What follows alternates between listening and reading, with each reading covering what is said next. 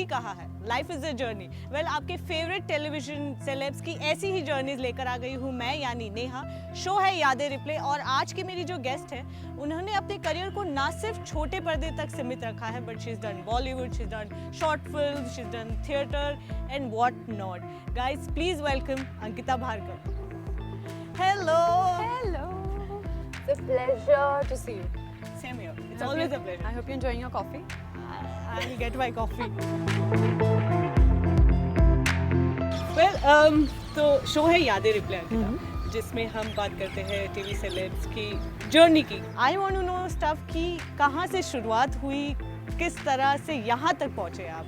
Well, सबसे पहले thank you so much कि आपने अपने स्पेशल शो में मुझे याद किया।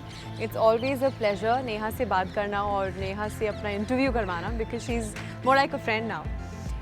जर्नी, ये मुझे याद नहीं है, ये मुझे बताया गया है कि जब मैं 6 महीने की थी मेरी एक्टिंग जर्नी तब से शुरू हो चुकी थी। Because my parents, as you know, my parents are actors, they've always been actors. So I think ये जो कीड़ा है, हमारे डीएनए में जो कीड़ा है, ये वहाँ से आया है। बट माई पेरेंट्स मेरे जस्ट पैदा होने के बाद एक फ़िल्म कर रहे थे, हरियाणवी फ़िल्म थी। अनुरंजन शशि रंजन की फ़िल्म थी वो, कॉल्ड भंवर चमेली, जिसमें मम्मी पापा वो प्लेइंग हस्बैंड एंड वाइफ। और उसमें एक सीक्वेंस था कि मम्मी को एक बच्चा होता है और उस बच्चे का एक फंक्शन रखा है जहाँ दुनिया भर के लोग आते हैं और मुबारकबाद दे रहे हैं और एक गाना चल रहा है। तो बच्चे की रिक्वायरमेंट थी, सो दे सेड कि इससे बेहतर क्या हो सकता है कि आप अपनी बच्ची ले आएँ। So that was my first stint as 6 महीने की थी। सिंस पापा दिल्ली में ऑल इंडिया रेडियो के साथ काम करते थे और पापा दिल्ली के back in 80s and 90s, he was the number 1 dubbing artist there.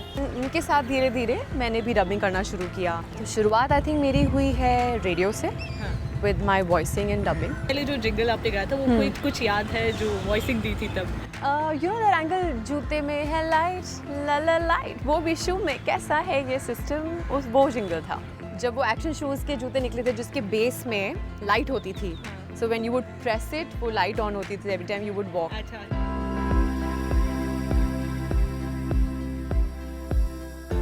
तो 4th स्टैंडर्ड से लेकर जब तक मैं 12th में 11th में नहीं गई, हम बॉम्बे आ गए उसके बीच में, ऑल दैट हैपेंड, तब तक मैंने कुछ काम नहीं किया। No dubbing, no recording, no theatre, no TV, no short film. सिर्फ पढ़ा। I was banned, my father banned me कि no, this is not happening. But जब हम बॉम्बे शिफ्ट कर लिया था हमने 97 में, when Sony TV was booming up, when Zee TV was booming up, पापा 2 शोज़ कर रहे थे। फिर देन फाइनली पापा सेड कि यू नो बेस अच्छे से सेट हो गया है बॉम्बे में, तो आप लोग भी आ जाइए। 8th, 9th, 10th मैंने यहीं से किया, बॉम्बे से।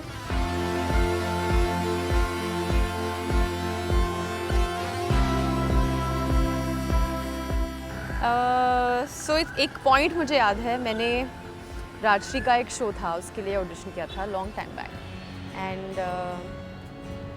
मम्मी भी मेरे साथ थी। And I auditioned and she was sitting and she saw me. She didn't say anything. वो बाहर निकली and she said, "You are good." That was the first time. And I said, "Okay." Coming from someone so experienced. And Yeah. who's your mom? Who's my mother? So for me, it was a realization कि now अब जाके she's realizing that I'm serious about it and I want to get better as well. Then I remember सूरज जी से mummy की बात हुई थी, because mummy एक show कर रही थी उनका ऑलरेडी, वो रहने वाली कर रही थी सहारा पे। So she knew Suraj ji, and Suraj ji called her and said that no, your daughter is very good. So I think एक एक्सटर्नल फैक्टर जब बाहर से आया तब मम्मी पापा का विश्वास शायद जगा कि घर की मुर्गी थोड़ी ओके है, हो जाएगा काम, तो ठीक ठाक कर लेगी, मतलब ठीक है, नाक तो नहीं कट पाएगी। ऑडिशन के बाद जब पहला शो ऑफर हुआ, वो कॉल आया, तब क्या थे अंकिता के? पहले मुझे जानने हैं उनके पेरेंट्स के रिएक्शन। फर्स्ट शो उन्हीं के साथ था in fact. I signed a show called Sati with Percept picture company, जिसमें मम्मी पापा भी थे। साथ में काम नहीं था हमारा, but we were in the same show. They were happy, but I think उनकी हैप्पीनेस धीरे धीरे बढ़ी है।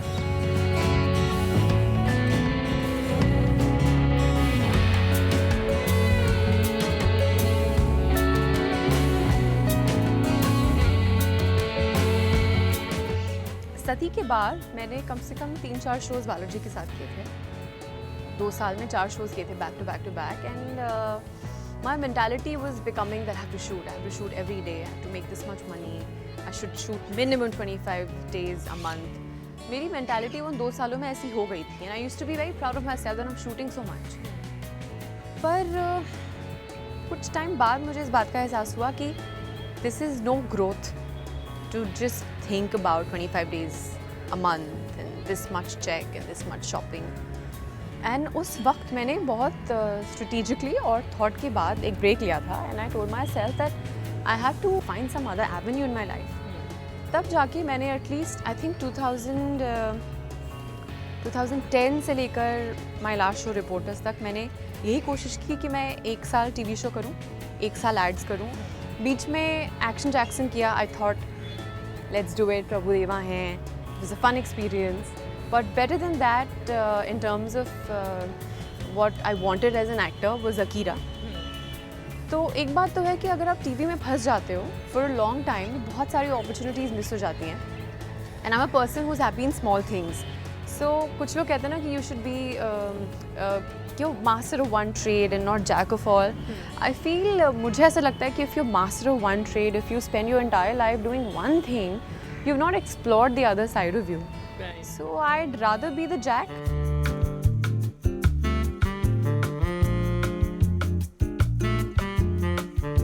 वहीं पर्सनल लाइफ की बात करें तो अंकिता, शादी जो मिस्टर पटेल से किस तरह मुलाकात हुई, किस तरह से बातें आगे बढ़ी, ये तो खैर जानते ही है, पर कुछ ऐसी बातें जो शायद आपके फैंस, शायद ऑडियंस नहीं जानती। अरेंज मैरिज किस तरह से सबसे पहले तो डिसाइड किया कि अरेंज मैरिज करना है? मैं ज़िंदगी के उस मुकाम पे पहुंच चुकी थी जब और ये हमेशा से मेरा मानना रहा है कि जिस भी चीज़ के लिए मम्मी ने मना किया है, पापा ने मना किया है, चाहे मैंने उस वक्त माना नहीं हो, इवेंचुअली वो सही निकले।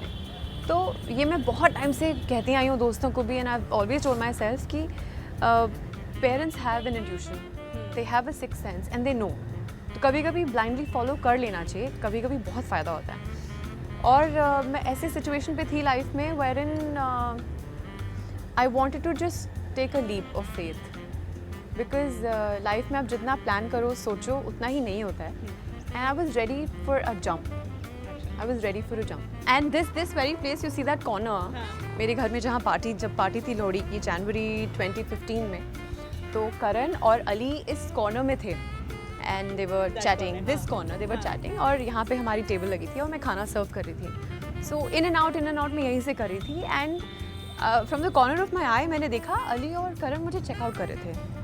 सो आई रिमेंबर मैं नीचे गई और मैंने पापा से बोला कि पापा ये कैसे लड़के हैं, हमारे घर आए हैं खाने पे, ये मुझे चेकआउट कर रहे हैं। आई told my father because that was the first time मैं करण को देखा था मैंने। तो पापा ने आई डोंट रिमेंबर मैंने क्या कहा, ऐसे ऐसी बात हो गई।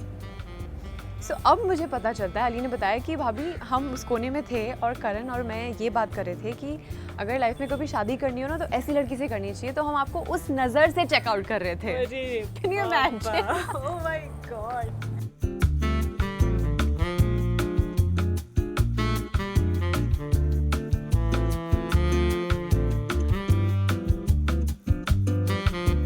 The first time we met in January, he said कि I follow you on Twitter.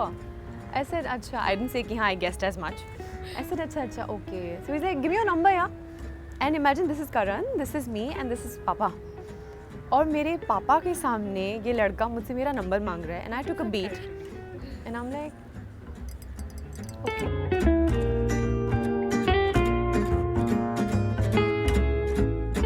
Cut to 2nd of March. मैं सो रही थी and my mother came up to me रात के 2 बजे and she woke me up and she is like तेरे लिए रिश्ता आया है। एंड हम like what time is it, रात के 2 बजे कौन बोलता है रिश्ता आया है? शी इज़ लाइक हाँ करण का। ऐसे हूँ Karan? She like Karan Patel. And 2 बजे कौन करण पटेल? I remember. ऐसे इसके पहले आपने कोई लड़के देखे थे? अरेंज मैरिज की कहीं बात हो रही थी?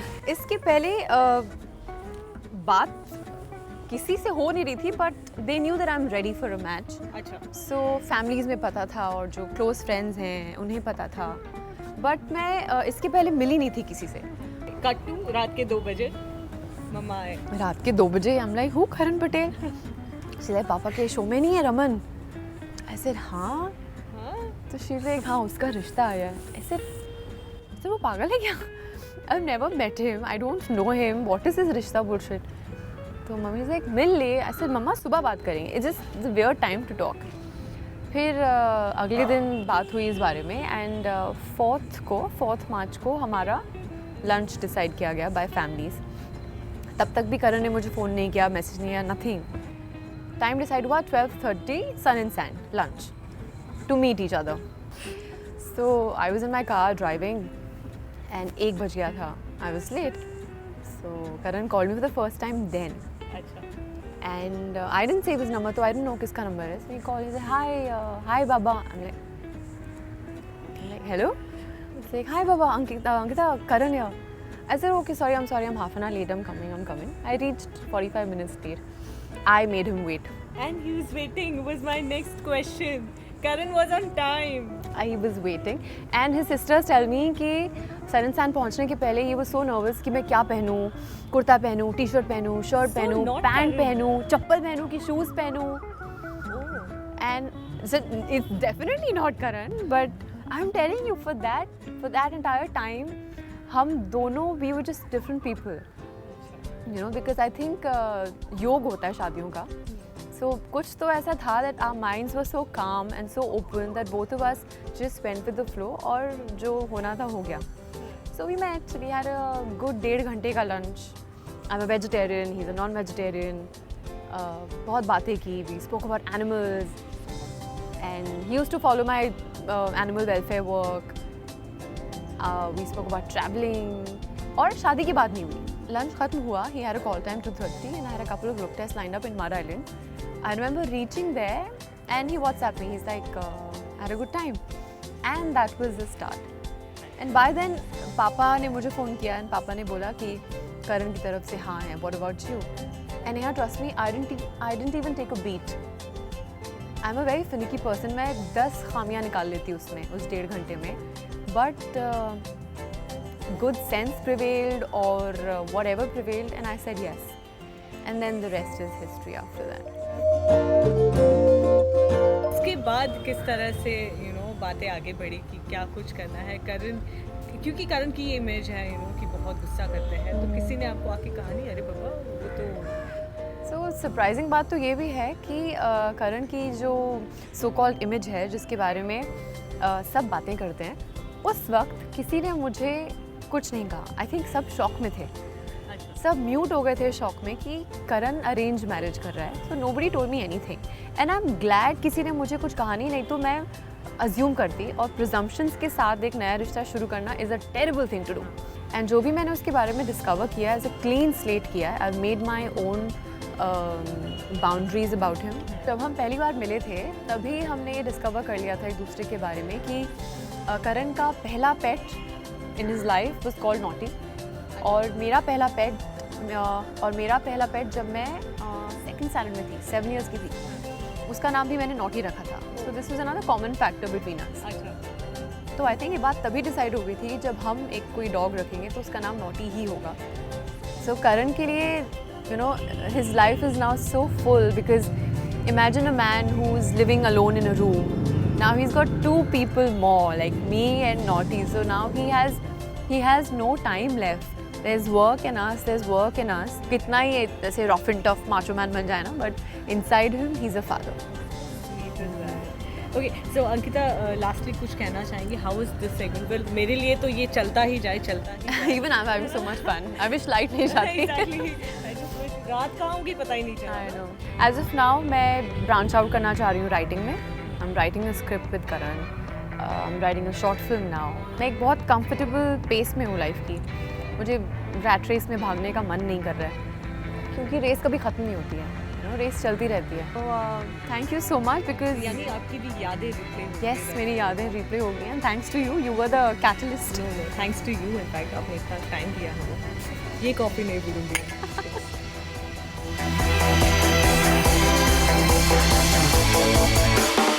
We have our own kind of a love story and she stood by me when I was nothing. So that mattered to me a lot.